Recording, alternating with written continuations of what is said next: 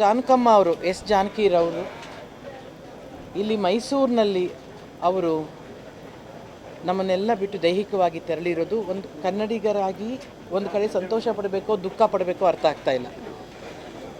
ಸಂತೋಷ ಏನಕ್ಕಪ್ಪ ಅಂತಂದರೆ ಅಂಥ ದೊಡ್ಡ ಲೆಜೆಂಡ್ರಿ ಸಿಂಗರ್ ಅಂದರೆ ಎಷ್ಟೋ ಹೀರೋಯಿನ್ಗಳಿಗೆ ಹಾಡುಗಳಿಗೆ ಧ್ವನಿಯಾಗಿದ್ದಂಥ ಆ ಧ್ವನಿ ನಮ್ಮ ಕರ್ನಾಟಕದಲ್ಲಿ ಲೀನ ಆಗ್ತಿದೆ ಅನ್ನೋದಕ್ಕೆ ಸಂತೋಷ ಪಡಬೇಕಾ ಅಥವಾ ಅಂಥ ಒಬ್ಬ ತಾಯಿನ ಕಳ್ಕೊಂಡಿದ್ದ ದುಃಖ ನಾವು ಪಡಬೇಕಾ ಅರ್ಥ ಆಗ್ತಿಲ್ಲ. ಅದರಲ್ಲಿ ಒಂದು ಮಾತ್ರ ಸತ್ಯ, ಜಾನಕಮ್ಮ ಇಲ್ಲದೇ ಇದ್ದರೂ ಅವರ ಧ್ವನಿ ಯಾವಾಗಲೂ ಜೀವಂತವಾಗಿರುತ್ತೆ. ಅವರ ಹಾಡುಗಳು, ಅವರ ನುಡಿಗಳು, ಅವರು ಮಾಡ್ತಿದ್ದ ಕಾನ್ಸರ್ಟ್ಗಳು ಅಂದರೆ ಪ್ರೋಗ್ರಾಮ್ಗಳೆಲ್ಲ ಮಾಡಬೇಕಾದ್ರೆ ಅವರು SPB ಅವ್ರ ಜೊತೆ ಆಗಲಿ, PB ಶ್ರೀನಿವಾಸ್ ಅವ್ರ ಜೊತೆ ಆಗಲಿ ಅಥವಾ ಸುಶೀಲಮ್ಮ ಅವ್ರ ಜೊತೆಯಲ್ಲಾಗಲಿ, ವಾಣಿ ಜಯರಾಮ್ ಅವ್ರ ಜೊತೆಯಲ್ಲಾಗಲಿ ಅವ್ರ ಪ್ರೋಗ್ರಾಮ್ಗಳು ಕೊಟ್ಟಾಗ ಆ ಪ್ರೋಗ್ರಾಮಲ್ಲಿ ಅವ್ರು ನಡ್ಕೊಳ್ತಾ ಇದ್ದಿದ್ದ ರೀತಿಯೆಲ್ಲನೂ ನಮ್ಗೆ ಅನ್ನಿಸ್ತಾ ಇದ್ದಿದ್ದು ಏನಪ್ಪ ಅಂತಂದರೆ ನಾವು ಎಷ್ಟು ಸೀರಿಯಸ್ಸಾಗಿ ಅವನ್ನ ನೋಡ್ತಿದ್ರು ಅವ್ರು ಅಷ್ಟೇ ವಿಟ್ಟಿಯಾಗಿದ್ದರು, ಅಷ್ಟೇ ಖುಷಿಯಾಗಿ ಹಾಡ್ತಿದ್ರು, ಅಷ್ಟೇ ತಮಾಷೆಯಾಗಿದ್ದರು ಅನ್ನೋದು.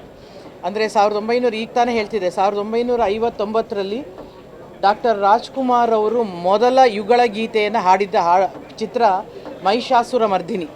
ಅದರಲ್ಲಿ ಎಸ್ ಜಾನಕಿಯವ್ರ ಜೊತೆ ಫಸ್ಟು ಹಾಡನ್ನು ಹಾಡ್ತಾರೆ ಅವರು.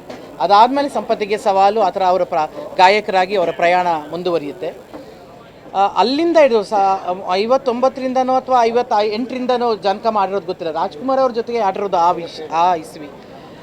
ಅದಾದಮೇಲೆ ಬಹುಶಃ ನಾವು ತಿಳ್ಕೊಂಡಿರೋ ಹಾಗೆ, ನಾವು ಓದಿರೋ ಹಾಗೆ ಬಹುಶಃ 17ಕ್ಕಿಂತ ಹೆಚ್ಚು ಭಾರತೀಯ ಭಾಷೆಯಲ್ಲಿ ಹಾಗೂ ಹೊರದೇಶ ಅಂದರೆ ಶ್ರೀಲಂಕಾದ ಭಾಷೆಯಲ್ಲಿ ಕೂಡ ಹಾಡುಗಳನ್ನು ಹಾಡಿದ್ದಾರೆ ಅನ್ನೋದು.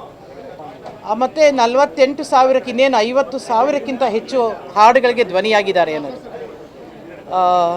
ಇಲ್ಲಿ ಅವರನ್ನು ನೋಡ್ತಿದ್ರೆ ಯಾವುದೋ ಒಂದು ಬೊಂಬೆ, ಜಾನಕಮ್ಮನ ಬೊಂಬೆಯನ್ನು ಮಲಗಿಸಿದಾರೇನೋ, ಅವರೊಂದು ಬೇರೆ ಇದರಲ್ಲಿ ಮೇಣದ ಬೊಂಬೆಗಳೆಲ್ಲ ಮಾಡ್ತಾರೆ, ಆ ರೀತಿ ಒಂದು ಬೊಂಬೆ ನೋಡ್ದಂಗೆ ಆಗ್ತಾಯಿತ್ತು ಆ ತಾಯಿನ ನೋಡ್ತಿದ್ರೆ. ಆ ತಾಯಿ ಆಶೀರ್ವಾದ ನಮಗೆಲ್ರಿಗೂ ಇರಲಿ ಅಂತ ಬೇಡ್ಕೊಳ್ತೀನಿ. ಅವರು ತುಂಬ ಜೀವನ ಸಾಗಿಸಿ ಹೊರಟಿದ್ದಾರೆ. ಅವರನ್ನು ನಾವೆಲ್ಲ ಸಂತೋಷದಿಂದ, ಗೌರವದಿಂದ, ಮರ್ಯಾದೆಯಿಂದ, ಸರ್ಕಾರಿ ಗೌರವದಿಂದ ಕಳಿಸ್ಕೊಡ್ಬೇಕು ಅಂತೇಳಿ ಈ ಸರ್ಕಾರಕ್ಕೆ ನಾನು ಕೇಳ್ಕೊಳ್ತೀನಿ. ನಮಸ್ಕಾರ. ನಾನು ಅವ್ರನ್ನ ಭೇಟಿನೇ ಮಾಡಿಲ್ಲ, ಇಲ್ಲ, ನಾನು ನೋಡೇ ಇಲ್ಲ ಅವರನ್ನು. ಅದೇ ನನಗೊಂದು ಅಪರಾಧಿ ಭಾವನೆ. ಈಗ ನಾನು ಅವರನ್ನು ಯಾವತ್ತೂ ಪರ್ಸ್ನಲಾಗಿ ಮೀಟ್ ಮಾಡಿಲ್ಲ, ಯಾವುದೇ ಒಂದು ಪ್ರೋಗ್ರಾಮಲ್ಲಿ ಅವ್ರನ್ನ ನೋಡಿಲ್ಲ. ನಾನೆಲ್ಲ ನೋಡ್ತಾ ಇದ್ದಿದ್ದು ಅವ್ರ ಪ್ರೋಗ್ರಾಮ್ ಯೂಟ್ಯೂಬ್ ಈ ಥರ ಇದರಲ್ಲೇ TV ಗಳಲ್ಲೇ ನೋಡಿದವಳು. ಇವತ್ತೇ ನಾನು ಆ ತಾಯಿಯ ದರ್ಶನ ಮಾಡ್ಕೊಂಡಿದ್ದೆ. ಸಾರಿ.